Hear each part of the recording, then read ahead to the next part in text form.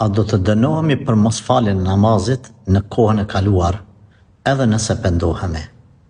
Parimisht besimtari, në momentin që e merr vesh se namazi është farz, zban me lanë, edhe i kanë ikë namazet në të kaluarën, ai duhet mu pendu sinqerisht për ata, pa për të kaluar.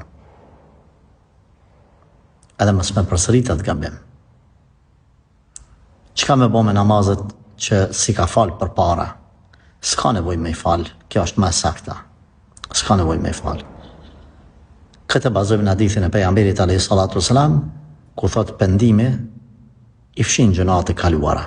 Nuk e ke ditë, s'ja ke ditë rëndësinë, nuk të ka tregu kush, tash e ke marrë vesh që namazi zban me ulan, pendohu te Allahu për të kaluarën, edhe mjafton, nuk ka nevojë me i bë kompenzim kaza ato namazet që të kanë ikë.